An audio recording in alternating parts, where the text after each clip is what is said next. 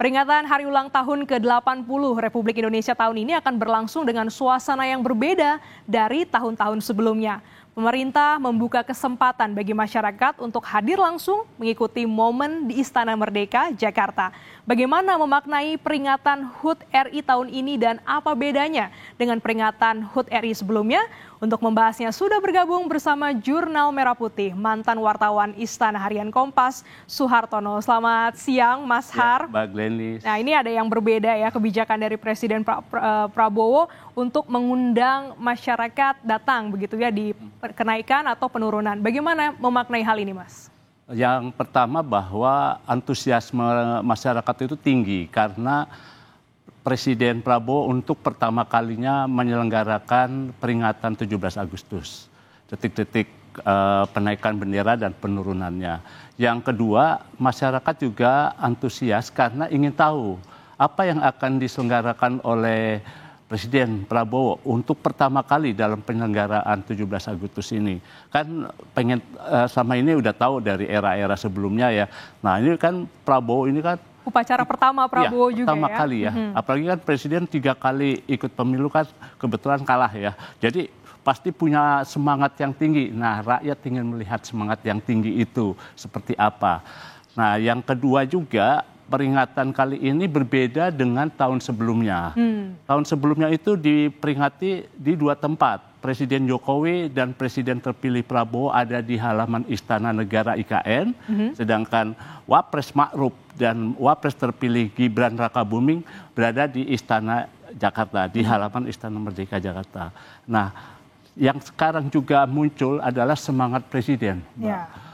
Presiden bukan cuma sekedar merayakan kemerdekaan, tapi katanya memeratakan kemerdekaan. Artinya ingin menunjukkan wujud nyata kemerdekaan itu di bidang pendidikan misalnya, dibangunlah sekolah rakyat untuk menampung anak-anak miskin yang tidak tertampung di sekolah umum. Lalu di bidang ekonomi, mendirikan koperasi Merah Putih. Lalu di bidang pendidikan, beliau mendirikan sekarang cek kesehatan gratis. Untuk pelajar. Iya, untuk kesehatan ya, untuk para pelajar. Dan juga ada program makan bergizi gratis. Nah, jadi dengan slogan itu Presiden punya semangat. Itu adalah makna. Tapi apakah kemerdekaan ini hanya sekedar slogan? Ini yang harus diwujudkan oleh Presiden Prabowo. Kalau memang ingin memeratakan kemerdekaan, 3 bidang pendidikan, ekonomi, dan kesehatan itu harus terpenuhi. Oke. Kira-kira seperti itu, Mbak. Ini menarik karena memang ada ungkapan ya memeratakan kemerdekaan. Tadi kalau kita simak bersama juga Presiden bilang bahwa ingin sederhana saja karena banyak yang mau difokuskan untuk rakyat. Seberapa sederhana sepertinya untuk kegiatan tahun ini, Mas? Kalau dilihat dari segi jumlah undangan yang datang, kan sampai hari ini gelombang ketiga yang dibuka ya untuk pendaftaran menghadiri peringatan 17 Agustus itu. Nanti diharapkan sekitar 8.000 masyarakat. Dari 8.000 masyarakat itu diharapkan 80% adalah rakyat, bukan pejabat. Atau kolega-koleganya dari partai-partai ini termasuk Partai Gerindra. Bukan, tapi masyarakat. Nah, sekarang masyarakat itu datang. Yang namanya pesta rakyat yang akan digelorakan oleh Presiden Prabowo, mereka setelah peringatan, seperti dulu ketika kita hadir, habis selesai pulang hanya mendapat souvenir saja, terus pulang. Nah sekarang digiring masuk untuk menikmati makanan. Di halaman tengah istana, antara Istana Merdeka dengan Istana Negara, di halaman rumput itu akan diundang pedagang-pedagang di sekitar istana untuk masuk. Rakyat akan menikmati makanan secara gratis. Nah, mereka pulang, mereka akan dapat lagi souvenir, Mbak. Artinya, di tempat yang rada sempit itu, 8.000, lalu ada sediakan souvenir. Apakah itu murah? Nah, kita nggak tahu itu. Sedangkan nanti buat pejabat-pejabatnya, Presiden, Wapres, mereka menerima jamuan hidangan istana di Istana Merdeka. Sedangkan Dubes dan pejabat lainnya ada di Istana Negara, sedangkan rakyat di halaman rumput itu. Jadi kalau dari segi itu mungkin tidak juga gitu ya. Tapi memang dibandingkan dengan peringatan di 2 tempat seperti tahun lalu, jelas ini lebih murah. Nah, acara kita juga nanti 17 Agustus itu juga ada yang juga hal baru adalah Presiden meminta dibangun kereta kencana sendiri khusus.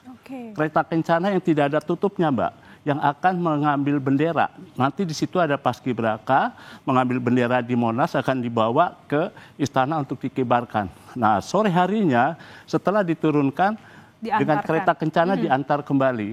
Nah, kereta kencana itu ditemani oleh awalnya tuh ada sekitar 300 pasukan berkuda yang akan disiapkan. Tapi tadi saya dapat informasi ada perubahan menjadi pasukan berkuda dengan komposisi 17-8-45.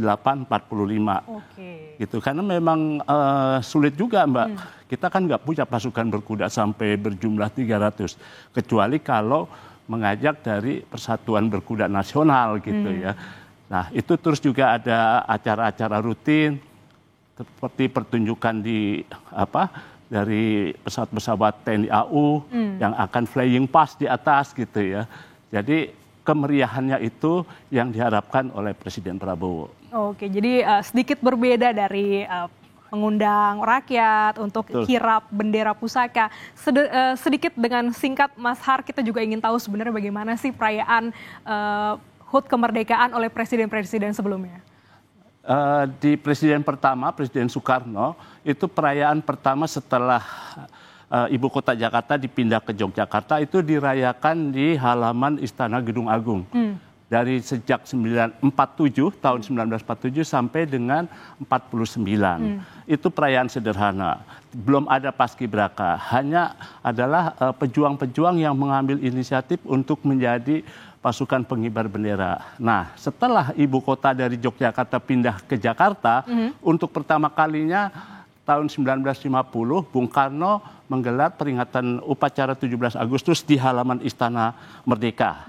Seperti yang sekarang sedang berlangsung. Nah, di situ Bung Karno membangun satu tugu yang digunakan sampai sekarang sebagai tiang untuk 17 Agustus. Di era Presiden Pak Harto, dengan semangat dan juga persatuan dan juga kesederhanaan diselenggarakan. Sudah ada paskibraka. Di era Pak Habibie, Pak Gus Dur, Bu Mega itu nggak jauh beda kayaknya. Itu nggak jauh berbeda, sama.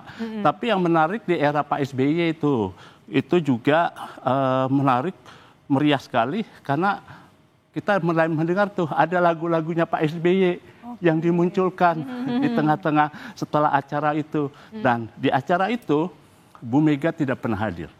Mantan presiden tidak pernah hadir di eranya Pak Presiden, Pak SBY. Nah, tapi selanjutnya ketika di eranya Pak Jokowi, giliran Pak SBY yang nggak hadir. Jadi Bu Mega hadir justru di presiden sebelumnya, ya, presiden, yang terakhir sebelumnya. Ya, Presiden Megawati ketika Pak SBY menjadi presiden, dia memilih memimpin upacara di rumahnya di Pasar Minggu. Begitu juga ketika Pak Jokowi menjadi presiden, suasana meriahnya juga sama, menarik ya. Tapi Pak SBY memilih acara di Pacitan. Itu. Nah, di tengah-tengah acara Pak Presiden Pak Jokowi itu, memang yang menarik itu adalah ada musik-musik itu. Seperti penampilan Farel ya tahun 2022 yang menyanyikan lagu Ojo dibanding-bandingke ya. Lalu tahun berikutnya tahun 2023 juga ada Putri Aryani ya. Di peringatan itu menyanyikan lagu Rungkat gitu ya.